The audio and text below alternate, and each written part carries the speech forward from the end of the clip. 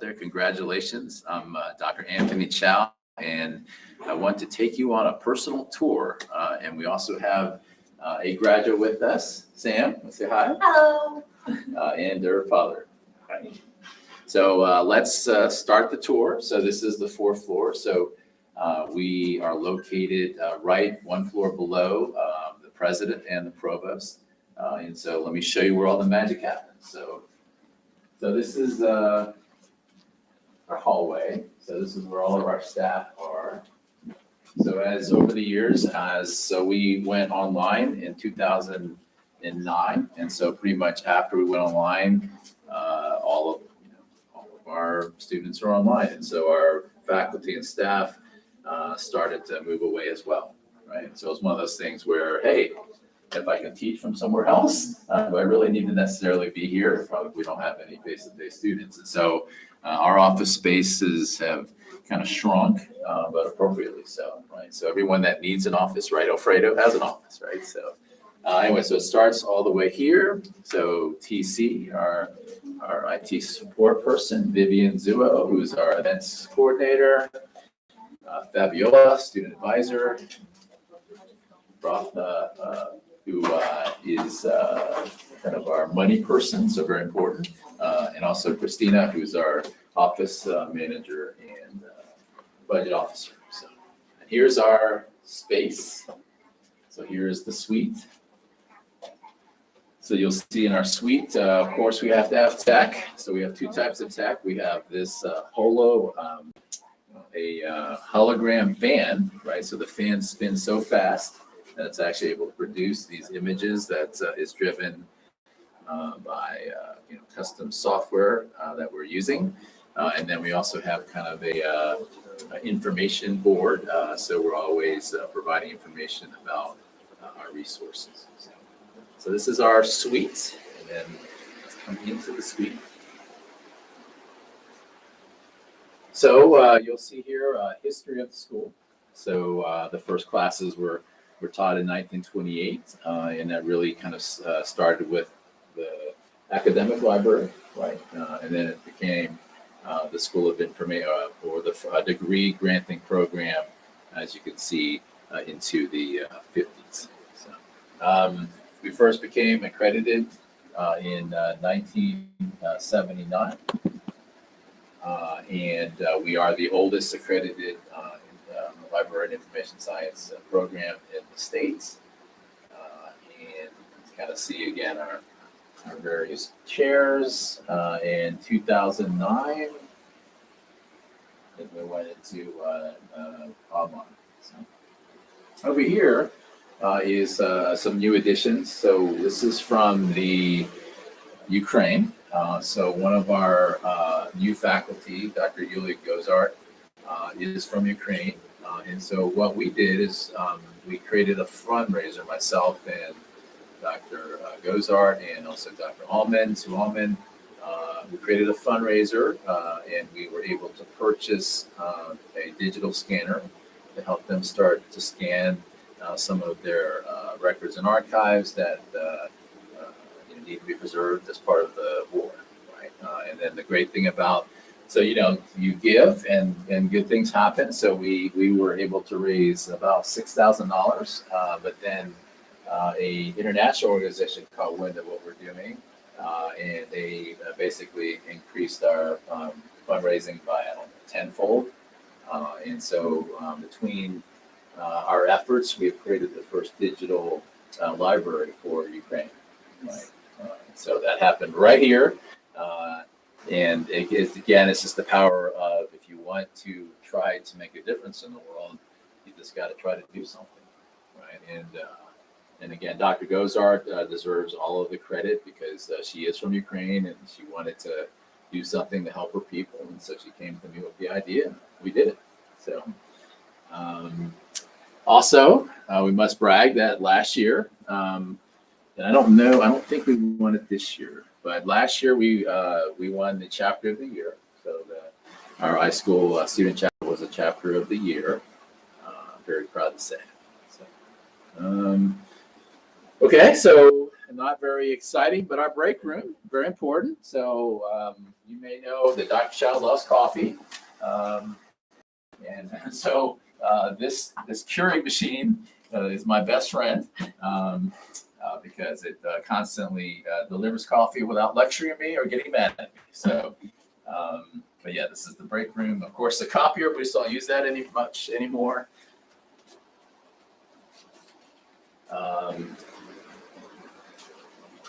We have a faculty conference here.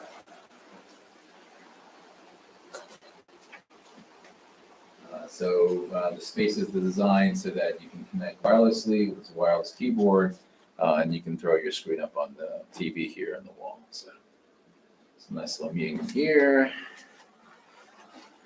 And then my office. So again, this is where the magic happens. So I have a stand-up desk that I don't use near as much as I should.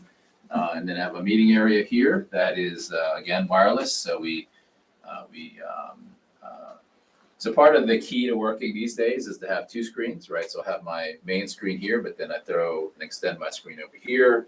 We also have a OWL that allows for anyone that hasn't used an OWL. So the OWL in the center of this table can take video, simultaneous video of all three of us at the same time, right? And so the ability to meet hybrid is again very important. So yeah, so that's where the magic happens here at the School of Information. Again, we just wanted to show all of you the physical space for those of you that will not be able to visit with us. And we just did yesterday a virtual tour, and so probably within the next 6 weeks or so, we're going to have a interactive virtual tour that all of you will be able to basically take the same tour on your own through your computer. So, any questions, Sam?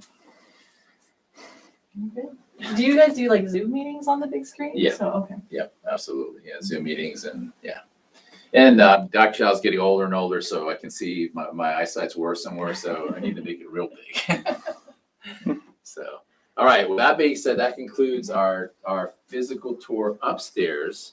We actually have some cool tech that we want to show you all, but we're not sure if the connection is going to remain. So if we lose you, we will see you back at the reception where we'll have a lot of food and drink and be able to celebrate the success of our graduates. But hold on, if we're not back in about 10 minutes, go ahead and wait for the reception, but we have some cool tech to show you if the connection holds. So, thank you.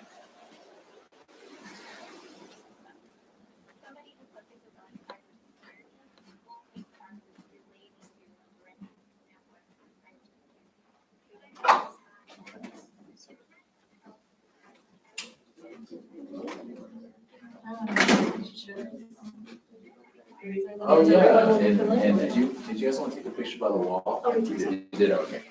Okay, look. Let's see. You want me to take a picture? I'm just going, let's see. Counting how many people were my professors. See I a lot. have that one, I have Dr. This one, this one, this one. This was my e-portfolio Dr. person. Yeah, Dr. yeah, great. It's very cool to see the names that I've seen on screens for the last 18 months or so. Fantastic. And some of them will be on our wall at the reception so that you might be able to see and talk to some of them too. So, yeah. All right, now we're going to see if the HoloLens will survive in the elevator. Right.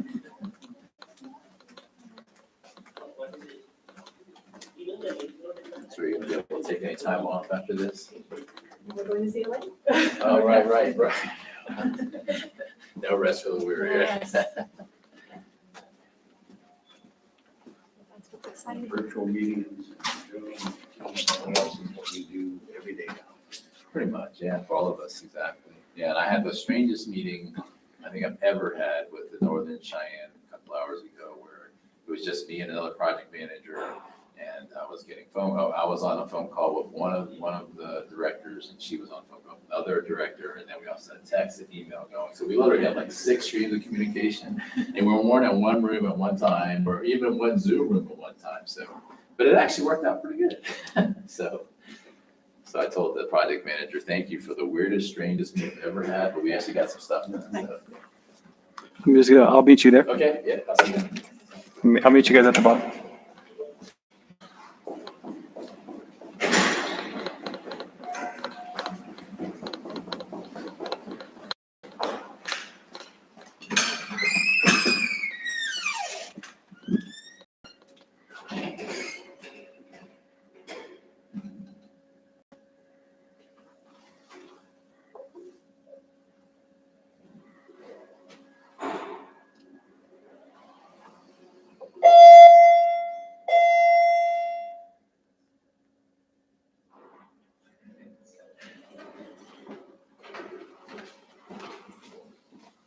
You made it?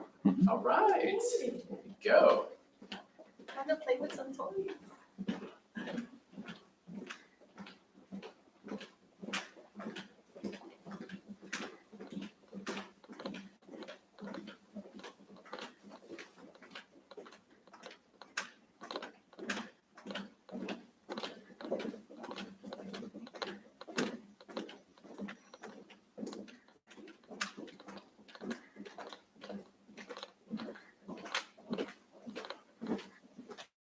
We are for something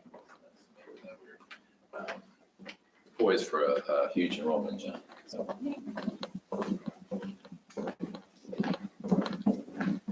Not on. Oh, no worries. I can turn it on. Hello. Turn it on. Oh, it's not plugged in. Okay. Great. All right. Well, so welcome to the Library Technology Integration Lab. So the idea of our lab is to teach librarians how to use emerging technologies. A lot of different things are happening with the LTI lab, but the other is librarians and libraries talking to each other about how they're using technology. And so that group of partners has continued to grow. And we don't have most of our technology down here, but we wanted to show you a few things, including, I think maybe having, do you want to do the first step? We tried the first steps and you won't be able to, doesn't register on this once you're seeing it from here. Like you can't see what I'm seeing on my, you'll see my hands. We could try that. Let's see if we can. Yeah. Cast So what it. I'm gonna do is try to show you, Sure. Where did he,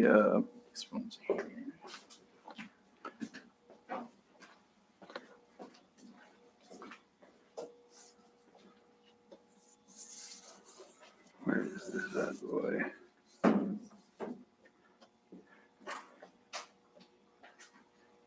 we also have another TV here. Yeah, hold on a second. Let's get this one. There we go. I know, I think it's fine.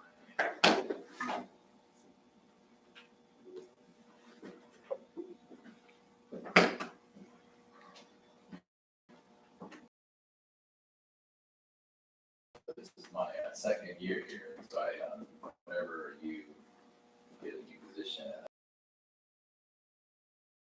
I got $20,000 and I used it to purchase this technology, which again, it's not here.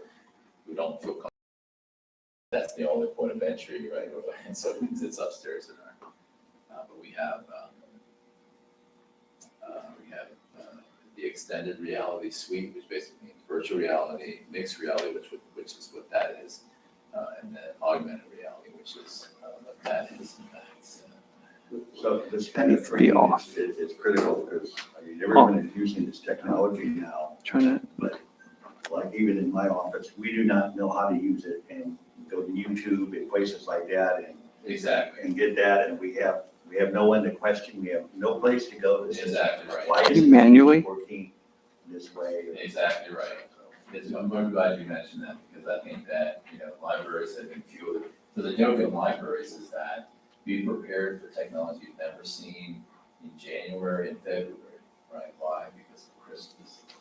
So people get gifts and nobody knows how to use it. And whether they go to libraries to ask a question. And so you're absolutely right. Librarians are used to fielding questions like, how do you get to an ebook? Or how do you The very first library program we planned in January. Do you get a Kindle for Christmas? Yeah, exactly. Learn how to use it. Exactly. Learn how to download ebooks. Exactly. So you're absolutely right. How to use Teams, how to use Zoom, how to use,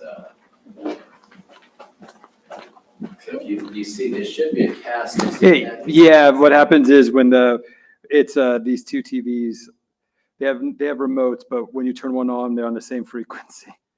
So Reality versus mixed reality. Yes, I'm going to show you. So augmented reality. Yeah, so the way it works is, so virtual reality means you are in a immersive virtual fully, right? You can't see. Mixed reality, right? You can see. So you can see reality and also have technology. So although you can't see it, we'll make sure you pull it on before it's over. You have a virtual keyboard, right? So only she can see the virtual keyboard. Now imagine, wearable technology, having the internet with you at all times, hands-free. Because it's also voice activated, right? Sounds a little scary, right? But as far as wearable technology goes, it's quite exciting. So, and then augmented reality is the physical augmented by digital, right? So I'm going to show you some pictures. This is what augmented reality is like.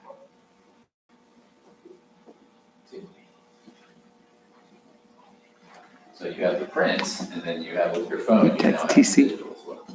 So where would you put like Pokemon Go? That game. That is augmented. Would yeah, that be augmented? because it's overlaid on top of Physical. physical world. But the let me show but the opportunities for this is endless because. I gotta bring up the role of women in this play.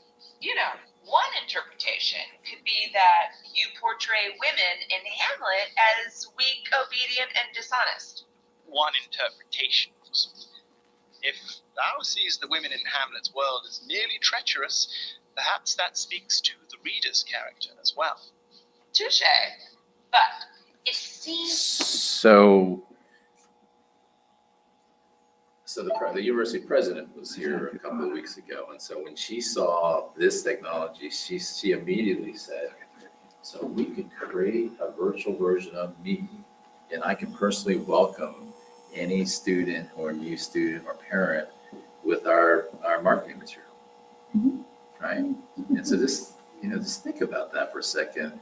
How exciting is that, right? Where you don't have to go to a YouTube video. All you have to do is scroll your phone over it, and the president of the university appears. But then think about history. Imagine, reading about it. We lost it. Lost it? Oh. Okay, yeah. But that was fantastic, but who wrote that code?